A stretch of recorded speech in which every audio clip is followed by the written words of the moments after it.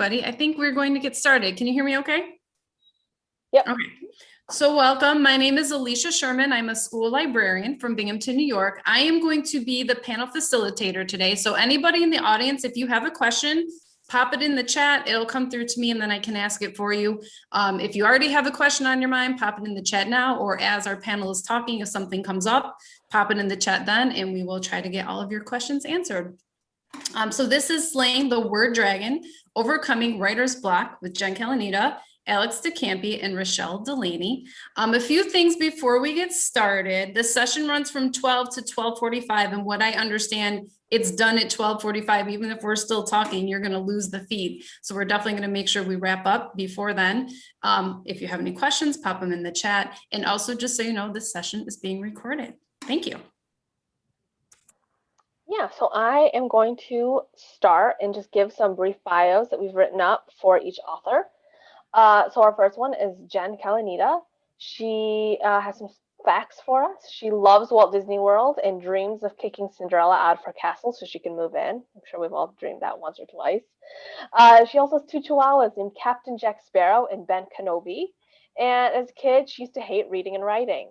I think in school, I can say I agreed with that.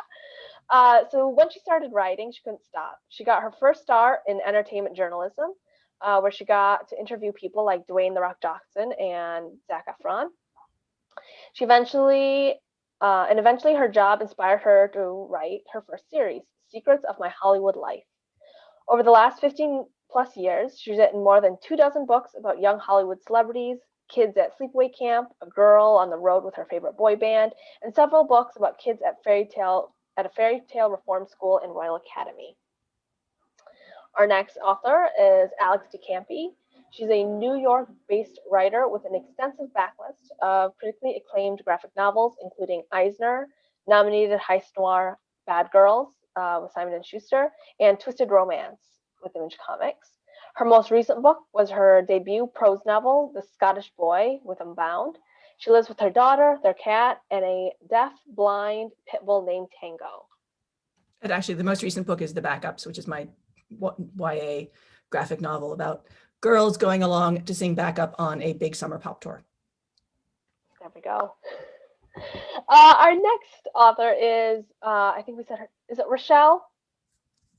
Rachelle Delaney. She's the author of 8 novels for young readers, including The Metro Dogs of Moscow, which is a CLA Book of the Year honor book, The Circus Dogs of Prague, a finalist for the Pacific Northwest Library Association's Young Readers' Choice Award, and Clara Voyant, a finalist for the Red Cedar Award and Joan Betty Stusher Award for Funniest Children's Book.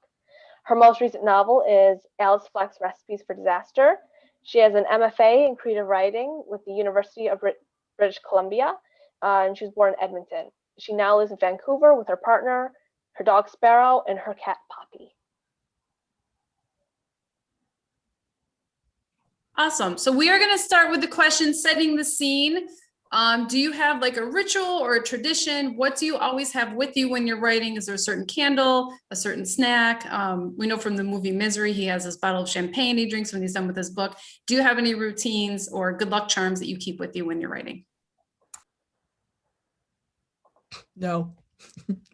I think the more professional you get, the more you, especially like I'm a single mom.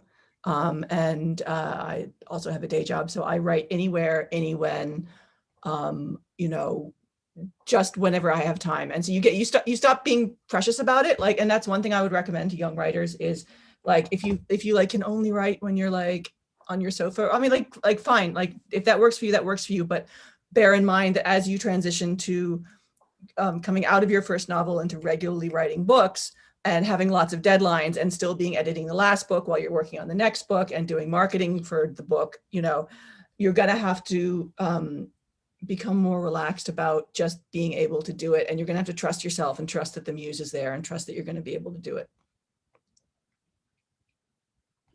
Yeah, especially this year. You know, right. I had kids who were virtual for part of the year. And you know, so I had this, I always said I like to write while everybody was at school. I like when the house was quiet. I liked having the house to myself because I've worked from home for a long time now. And that just wasn't the case. So, you know, you had to get the writing in when you could and, you know, make it work. And, you know, that I found I could do it. So, you know, you just roll with the punches and keep going. Yeah, I will echo that. I used to feel very like regimented about where and when I could write.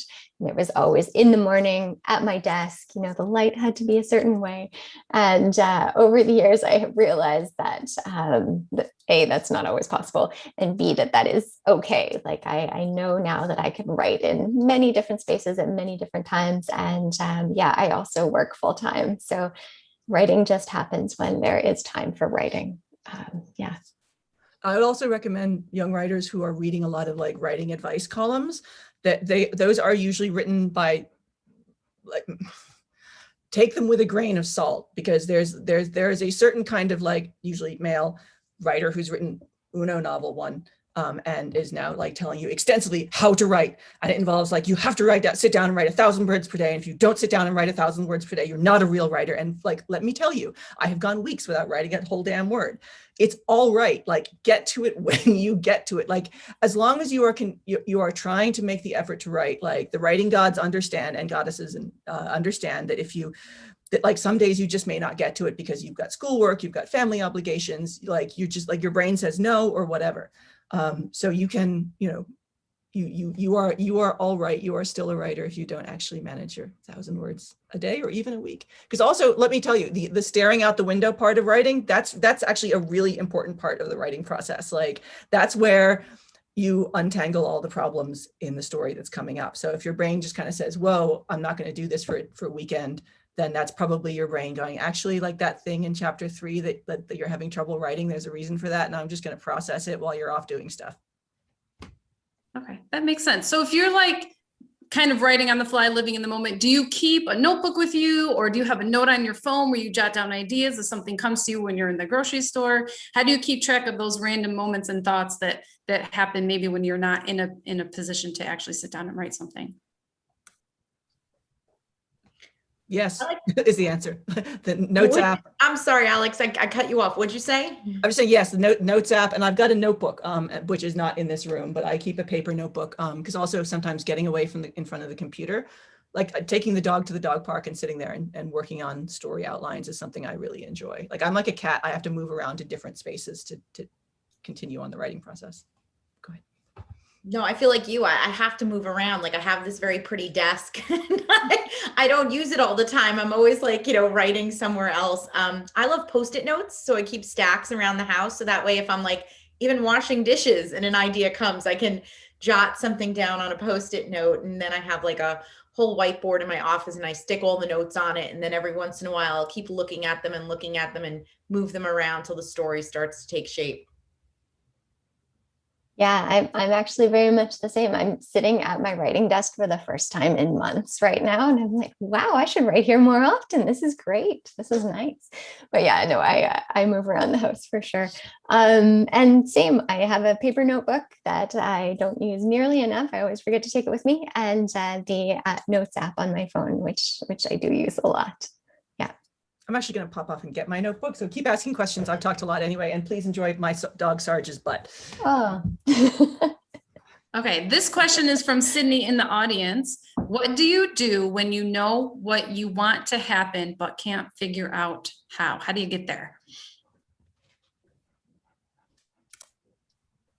I don't know. I don't know about you, but for me, sometimes I will actually pick up the phone and call another writer friend or a friend who hasn't, they don't have to have read the story. Sometimes just hearing yourself try to figure it out loud, you can kind of unlock the answer. So, you know, sometimes they might just say one thing and you might be like, oh, that's a great idea. Or you may come to it on your own, but I do like talking out the problem with another author or a friend. You know, just explaining I know you haven't read the book, but here's the scene. What do you think? And that helps me sometimes. I think that's great advice. Yeah, I'm not a person who naturally like tells other people about what I'm writing, but whenever I do, it's a good reminder, like, oh, that actually helped. I am very much an outliner. Like, I work on outlines for months before I ever start to write. And yeah, I find it's kind of like my safe area, I guess. So sometimes when I'm stuck, I will just go back to the outlining process, or even if it's just like jotting down notes to myself. It doesn't have to take any particular structure, but just kind of like writing about what I'm writing about kind of helps me try to make sense of what I'm doing.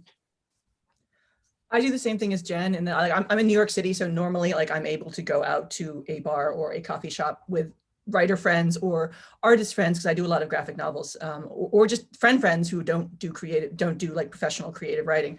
And I'll sit there and I'll be like, oh my God, I'm having so much trouble with this. And I'll explain it. And by the time I've done explaining it, they all know now just to sit there in silence. And I just sit there and go, okay, I know how to fix it now. And yeah, I outline too, but my outlines are a bit rougher. And I think it's important that folks know that like outlines are not necessarily that thing they had to do in high school where it's like capital, like I dot, a thing. It's just like messy, like sketchy writing, it's just like kind of like in the scene this happens and this has got to happen here. And what about so-and-so? And it's just putting those steps down in the vague order they're going to be in the book that helps you see where the holes are. Even though every book is different, I feel fairly comfortable saying that none of us just sit there and write in complete sentences from beginning to end. It really helps to make it messy in the beginning. You can always fix it later, just like get it down and then fix it later. Yeah, I think that's a great point, actually, that outlines really only have to make sense to you, and they can look like whatever comes out of your brain. They don't have to be a very structured outline. So. They're just, helpful for you. I mean, as I said, I do like the Post-it notes to start my outlining, but I do then do in a more extensive outline from there. But I think if anybody were to pick up my outline, they might not necessarily know where I'm going with it. It could have, it could have lines of dialogue. It could have ideas for a scene. Then there could be another scene that doesn't have much of anything because I'm not quite sure how it's going to all unfold yet. But I do like to have that to refer back to. So when I'm in the middle of writing and I might get lost in the middle of the story, I might think, wait, where was I going from here? And I can refer back to that outline and it helps me. So speaking of your outlines, do you find when you're sketching out, do you end your story in the outline? Do you know where it's going and that's where you want to go? Or do you, through the process of writing, discover the end to your story somewhere during the book? If that makes sense. That's my question. Well, I'll start. I usually have a sense of where I'm going, but I don't necessarily know the ending. Yeah, so there's always going to be surprises along the way. I try not to be too detailed about the ending with in my outline. But I also, because I'm so stuck on outlines, I re-outline along the way. So before I start a chapter, I'll write an outline of that chapter. Again, it's kind of like my security blanket. If I've got this thing written down, then the writing isn't as daunting as it would be otherwise. So things kind of get refined and change along the way. Are you writing your outline into the Word doc or the Scrivener or whatever Google Doc, and then just overwriting it? Yeah, exactly. Yeah. That's good. I don't find I go back and rewrite the outline as I'm writing, although I do stress out if at some point in the story things have like taken a turn I wasn't planning on, and I'm like, oh, but this turn is better. But I would say I generally know how the story, I know how, it begins and it ends. For me, it's always the middle that's so murky. And I always say the middle of the book feels like a giant jigsaw puzzle. You know how like if you've ever done a giant jigsaw puzzle, the easiest pieces are those corners and the ones with the straight edges, which I always consider the beginning and the end of a book. And then the middle of the jigsaw puzzle is always like, what goes here? I don't know how these pieces fit. And I feel like that about a book until my outline really starts to take shape. But there are those times where you just get to a certain point in the story and you're like, oh, this road does seem like a better road. Can it still get me to the ending I was imagining, or do I need to refigure this part out? Yeah, I always think of it like old-fashioned maps, like here be monsters, like right in the middle of the ocean. and yeah, like I kind of jazz band it once I've got the outline. The outline proves to me that there is a book that can be written and is ready to be written. That's its purpose. Like we get from A to B to C. And then when I'm writing it and really getting involved in the characters' inner lives, and you're doing that, oh, well, actually, it would be more exciting. I can make this chapter end more exciting by doing this. And then that has this domino effect throughout the story that sometimes you find you just incrementally get further and further and further from your ending. And sometimes you then left turn and get back to it. But also sometimes then you generally have the same sort of emotional ending, like a happy ending doesn't become a sad ending. Like your characters finish in the same emotional state as you intend them to. It's just sometimes they get there in more surprising ways. Thank you. All right, we have a question from McKenna in the audience. How do you know what to fill in during the transition parts between your big events? So kind of like, how do you fit in those pieces in between what you've outlined?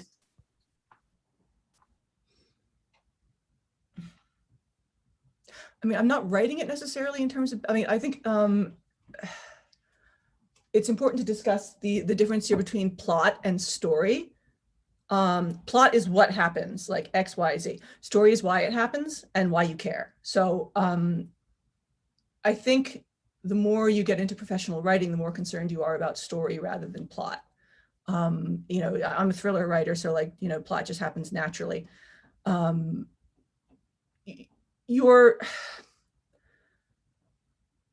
The small events are just as important as the big events. So, if you're only focusing on the big events, it's not going to be, and then just trying to chain them together. I don't think you're going to I don't think you're going to have a very satisfying story. I mean, sometimes the deepest and biggest events can be like a conversation in a coffee shop between two characters where one of them quietly drops a bomb and then walks away. So, I mean, like a verbal bomb, not an actual, fizz kaboom. I don't write that way, so it's hard. It's hard. I'm not looking to chain through events. It's not like boxcars.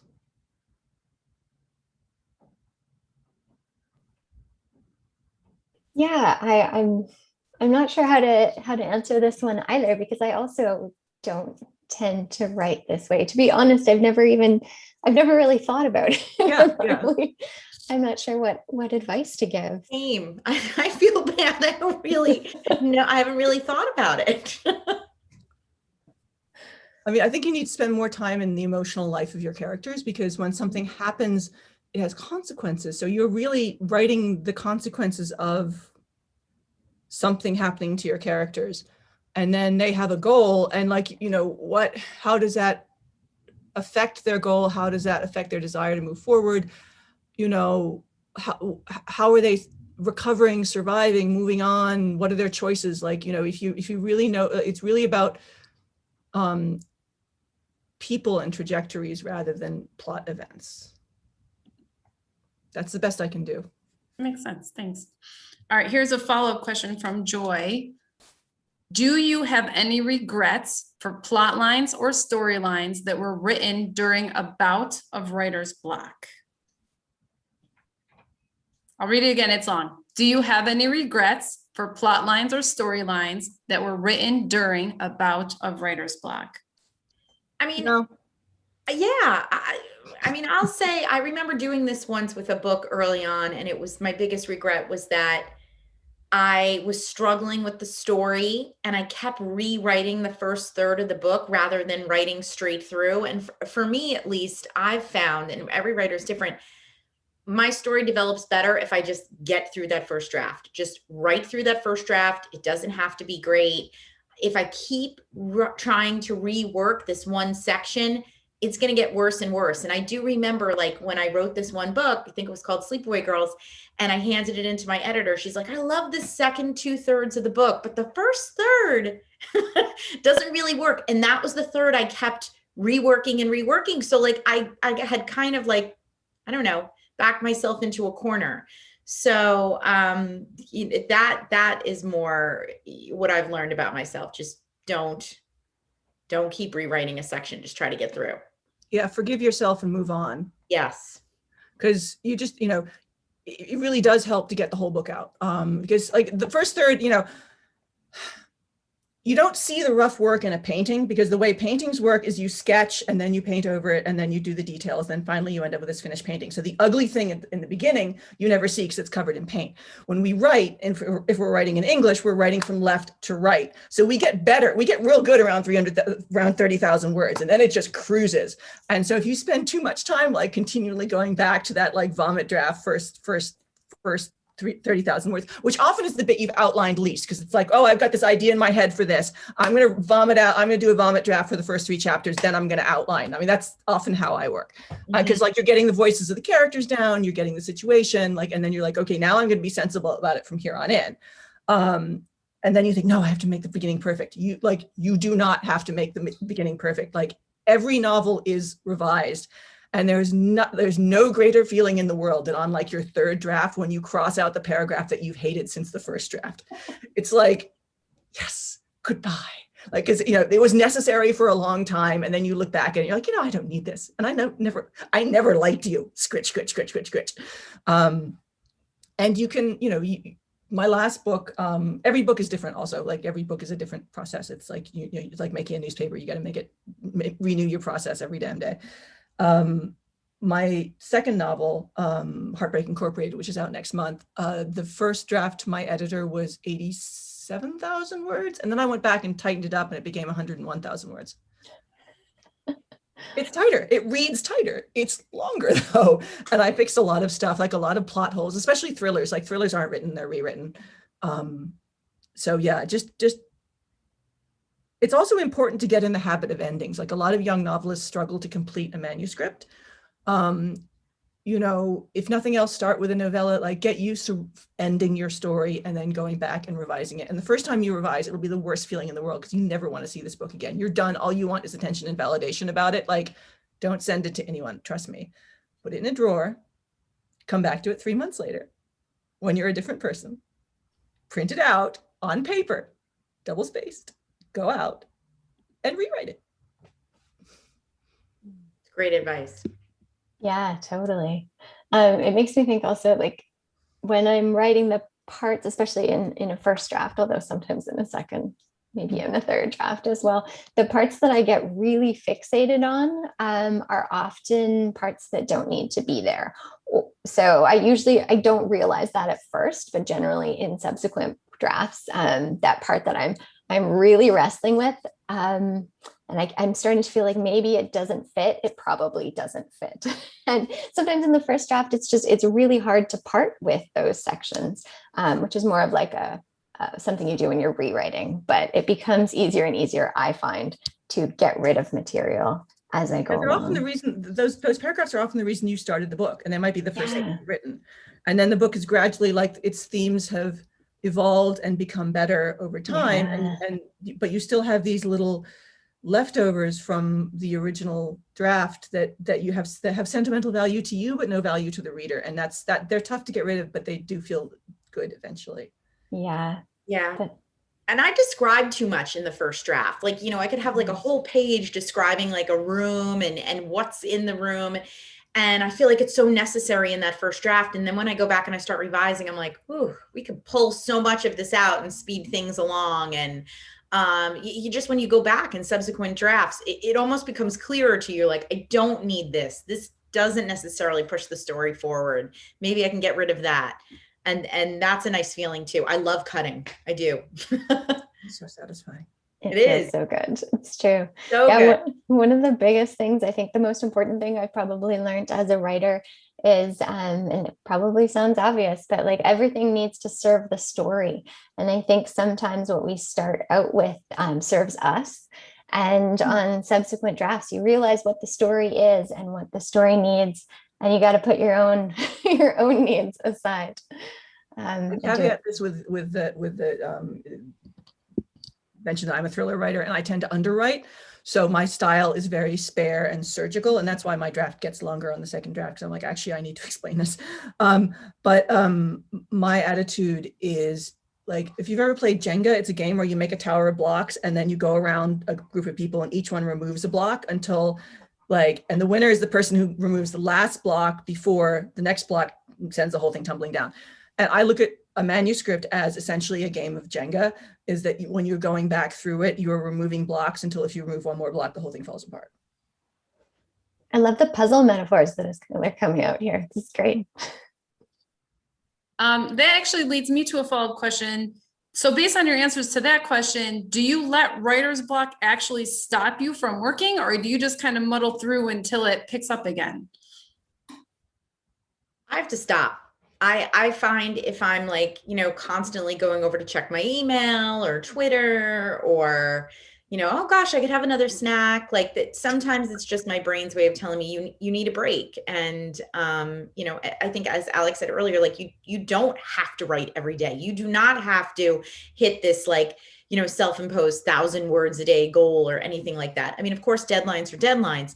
But, when you have the time to really enjoy a story, sometimes you just need a break. And I find for me, if I put it down a little bit, come back to it even a few hours later or the next day or a few days later, I'm like, oh, I know exactly what I need to do to fix the problem or push through that scene that I was having difficulty with. I just need to process it, go on a walk, think about it, do something else, and then come back to the story. I think it's a tough balance because sometimes, you need to know when to walk away and you need to know when just to hammer it. Some of my best writing days have been the days when I've been sitting there staring at the blank page, like, man, I would like literally pay money not to be here. I don't want to do this. And that's also why I revise on paper, because then I can't alt tab away to Twitter when I'm holding a bound manuscript. It's just like, you have to concentrate on it, and it helps us focus because we're all like AD, our attention is so fractured, especially during a pandemic, especially if we're moms, especially if we get all family obligations or work or day job obligations.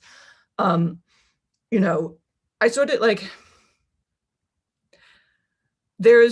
I don't want, like, you kind of have to examine why you don't want to write a scene. And if it's because like the scene is like, there's some larger problem, like there's some larger structural issue that's like, this doesn't feel right, maybe then walk away from it for a few days. But also if it's just like, I don't feel like writing today, well, unfortunately you're a professional and this is your job. And you just hammer it. Like I try to hammer it for a little while and push through it. And then if I can't, I swap to another project or I walk away for a few days. Yeah, I also think it depends. Sometimes I find if I really don't want to write, but I don't want to leave that world of the story, I'll do something related. Like if I'm doing some research for a novel, then I will dip back into my research, or I'll find a somehow related podcast and go for a walk and still feel like I am taking in new information, kind of like expanding my thoughts a little bit. Do you ever work on a different part of the book? Actually don't. I'm so linear. I go from the beginning to the end. I will go back and work on outlines. Again, me and my outlines. That counts as working on different parts of the book. Yeah, I guess that's true. Yeah. But that works for me too. Like sometimes I'll just go see, again, New York City. So in pre-pandemic life, I just go see an old movie at one of the revival houses. And often I'd be watching the movie and be like, oh, I get it now. And so for me, seeing like some sort of quality other media that's not a book, will help kind of like shake out what's going wrong.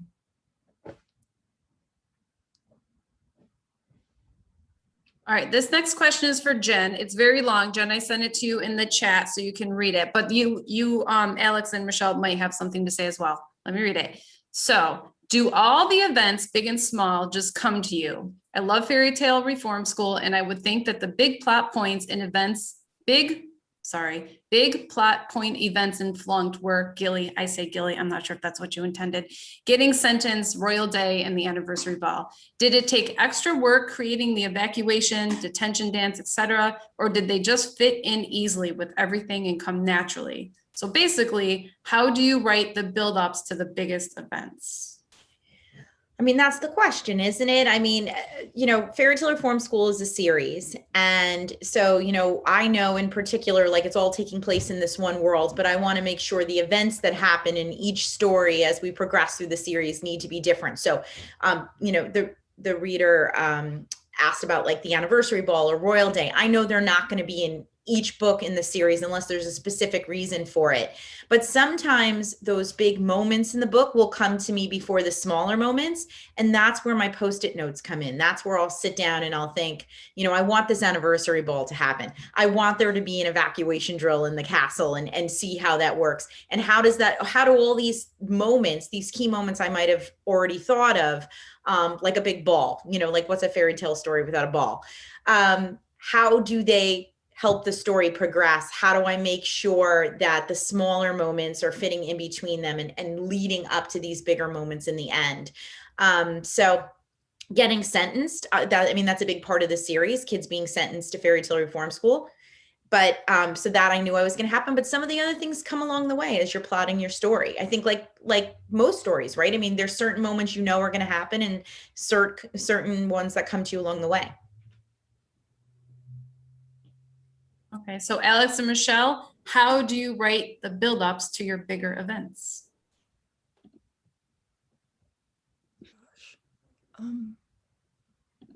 One sentence at a time.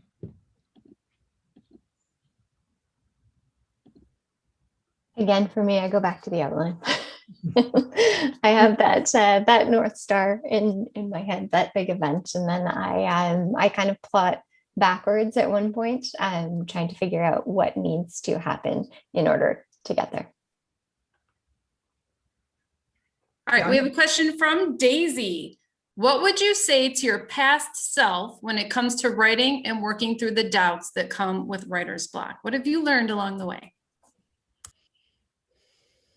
Stop trying to write like other people. I think one of the biggest blocks for me and why I started prose so much later than like my graphic novel work, which I've been doing for like 15 years, is I love very lyrical, very descriptive, internal, almost Victorian novels. I write in a very spare, again, coming out of scripting, I write in this very spare, pacey thriller style. So I kept trying to write like the things I love rather than trying to write like myself. And it took a long time to find my independent voice and stop trying to be like example work in a way. So I think a lot of it just comes down to forgiving yourself and relaxing and having fun, which we like, especially as young writers, we tend not to give ourselves permission to like have fun with this. Mm-hmm. So true. And don't write to the trend. I remember, my first book came out, it was about a girl, like a Hollywood starlet. And everybody's like, everybody's so into vampires right now. And, I was like, but I don't want to write a vampire story. I don't think I could write a vampire story. And I think when you try to write to the trend, which I did as a young writer, think, well, I'm going to have to learn. I'm going to have to write a vampire story. That's what's selling, or only dystopian is selling. When I would try to do that, when I would try to write something that I wasn't actually invested in and I didn't love the story, you can tell, you can really tell. You go back, you read that work and you're like, this is not that good, or this is not you. And you can see a real difference in your writing. So write what you want to write and worry about who's going to read it later. Yeah, absolutely. Because if you write what you think they want to write, like there's a really big chance like your first novel is not going to be that big. I hate to tell you, like it's probably not going to be as huge as you imagine it in your head. If you write what they want to write and they don't like it or they don't buy it, then, and you don't really like it either, nobody likes your book. I mean, you want to be in a position where you like your book. Like if all else fails, please write a book that you like. Exactly. It'll have one fan then at least. Oh, that's such great advice. I love it. I'm gonna write that down. I guess my what I'd add is for me, forgiving myself for not writing every day. I think it was very deeply ingrained in me when I first started out, especially I was studying creative writing in my undergrad and in my graduate degree, that I had to write every day. Excuse me. And there's so many days when writing just doesn't fit in, and that's okay. I find even I'll go sometimes for months without writing, and I realize now that like I think of it as filling the well. Like that's when I'm gathering ideas and I'm noticing more. So those periods of not writing are just as important in some ways as the periods of writing. And I think that not every idea you have is necessarily going to turn into a book. And I think we've all had those moments. Where we've been rejected, or an editor has said, I'm not really looking for this, or this story, we have 3 other stories coming out just like this. I mean, you have to just pick yourself up and go back to the drawing board, go back and look at one of your other ideas, keep thinking about what you want to write next, because just because somebody doesn't love one idea doesn't mean they're not going to love the next idea, or that somebody else out there isn't going to love that idea. Don't let rejection keep you from moving forward. Even now, we I think I can't speak for all of us, but I'm guessing that none of us are batting 100, none of us get, none of us get all of our pitches accepted. And also that idea that you have that is your heart book that is weird and nobody really likes it and it gets rejected a couple of times, put it aside, because 5 years from now, you'll probably come back to that book as a slightly different person, and you'll either take some ideas from it and put it in a new book, or you'll go back and really substantially revise it, and it will get there. All of us have a book that's going to take 10 years. Structurally, we're wrestling with it. It's very personal. I don't know. It's just everyone has that one book that's just moving along slowly. Okay. Question from Joy. Do you find any of your writing getting influenced by readers, especially when writing sequels or subsequent books in the series? Maybe you want to have a character named Alicia. That would be amazing for me. And just to add on to that question, to clarify, is more you hear people will say oh, I wish this would happen, or I wish that would happen. And do you ever find anything getting swayed as oh, maybe that actually is a good idea, or maybe this person should do this, or something like that? I mean, for me, it can be a little bit dangerous because, some of the books I work on are from the Disney universe. The Twisted Tale series is all Disney characters based on Disney movies, and you're putting a new twist on them. And Disney fans are very passionate. We all have our favorite characters, myself included. We all have a way we think a twist on the story should go. And I know for me, I made the mistake when I wrote my first Twisted Tale book. I went on Goodreads and was reading reviews. And for every good review, there's going to be a review where somebody's I can't believe this is the twist she did. I can't believe she wrote this. And I started to second guess myself. And that's a horrible feeling, that you're going to be paralyzed by something you read. There's great advice out there, but then, you have to also listen to yourself and your gut and what you think is going to work best for your story. So that's a lesson I've had to learn.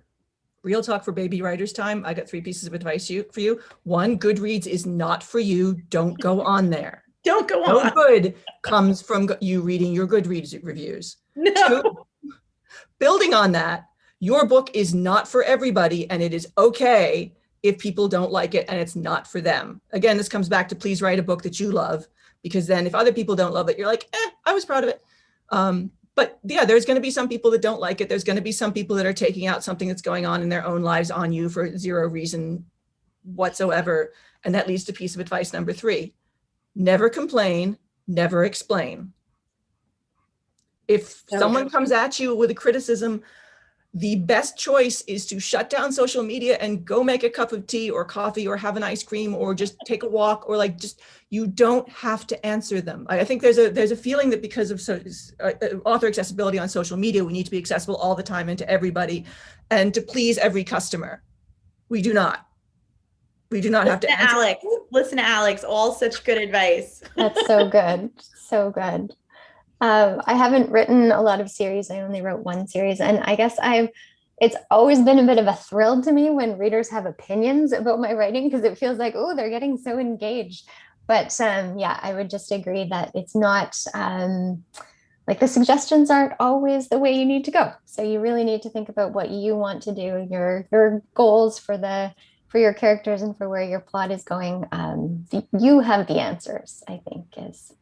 And folks, if you have writers you love, like Jen, who are writing series that belong to Disney or characters that belong to a major corporation, please, please, please do not tweet your ideas at them or send them ideas. They are legally unable to read them. Yes. And what they will have to do is mute you so they do not see those. So as I soon as didn't know that. Is that true? Wow. it is true, because then what if like someone says, next time I want Princess Tiana to be a pop star. Yeah. And Jen is working on a book already where Princess Tiana is a pop star, and then like, Anime Avatar Angry Annie 50692 contacts Disney and says, but I tweeted to Jen last year and she hearted it that Princess Tiana should be a pop star. So now I want $50,000 for my idea. This is a real situation. So please do not put your authors in awkward positions. If you really want Princess Tiana to be a pop star, the solution is not to at Jen. The solution is to get your butt to Archive of Our Own and write a really cute Jen fanfic about it. Thank you very much. Welcome. That's such good advice. Thank you for telling us that. Oh, I did not know that. We are down to 4 minutes. People in the audience, if you have a last minute question, pop that in the chat. I was going to ask, how has COVID impacted your writing process? Jen, you talked about this a little bit in the beginning, but have you generally felt more or less productive over this past year at home? We were talking about this in the last panel. I don't know about you guys, but for me, I was already working on Go the Distance, the Hercules book, when we started locking down. So having the story already locked in, already having my outline finished, and then spending a few months in the underworld kind of worked because things were really dark when we were locking down. We didn't know what was going on. It worked. But I have a book that hasn't been announced yet that I've been working on. And that has been so much harder, like, getting like 8 months into this and 9 months into this. I felt like all of a sudden, it was just taking so long to draft the story. I couldn't concentrate. I was second guessing myself. Like the inspiration wasn't there. And it just took so long to get this done. So I feel like the fatigue that we've all felt, made this last book even harder than the one I was working on when we first locked down. I had a similar experience. The book that I was working on, I guess I was in editing mode when COVID really started. That one, I found it pretty easy to finish. And then the next one, which is actually due next month to my editor and is nowhere near ready, I am having such a hard time being finding the creativity. I'm just really struggling these last few months. Yes, languishing, as they say. I'm in that state very much. I suppose we also adopted a pandemic puppy and a pandemic kitten, which has not helped my productivity. So I kind of brought that on myself. I was in a similar state to both Rachelle and Jen, where I was in final production on books. I was, because I do graphic novels, so I was like lettering this monstrosity and managing the art, which, so this, Wow. and this all come out at the end of last year. So I was just like Captain Deadline for the entire time, doing essentially graphic design work, which is the final process, like putting the word balloons on the pages. And then having to revise Heartbreaking for my editor, because she's like, do you want notes on it? I'm like, no, I'm going to rewrite the daylights out of this thing. Please don't give notes. It will be a whole waste of your time. And somehow we still made deadline, even though I was like 4 months late in my revisions, just due to my other projects. Like, so thank God for editors who assume that everyone's going to be late anyway. And it was just like, partially it was good in that I didn't have to, I mean, for me, there wasn't a significant change in lifestyle because my day job is remote. I work from home all the time anyway. Having my daughter home and remote schooling, she's 10, so she was like it's easier at that age than if they're younger because they do have attention span. But I was working so hard. It was like I didn't even have time to get stressed about the pandemic because I was just like, it was constant, like 18-hour days of get the book out, get the book out, get the book out. And now I'm very late starting my third novel, and I got nothing. Like, I got a whole bunch of ideas I kind of want to do, but nothing's ready to write yet. And I've got research books I haven't read, and I'm tired and want to sleep for a month. Yeah, that makes sense. Even as a reader, I'm having a harder time reading and concentrating on a book. So I can't imagine trying to write. But we are out of time. Thank you so much for joining us in this session. I learned so much and thought this was super interesting. Thank you for answering all of our questions and giving everybody some good ideas of how to manage the writer's block. Thank you for having us. Thank you. Thank you. It's great. Yeah, definitely. This was super informative, and it was just great chatting with you guys and stuff like that. Thank you all. All right. For those who have other panels, good luck, have fun with the rest of your day and the other panels, and I hope you really enjoy Team Book Fest this year. Bye, guys. Bye. Bye-bye.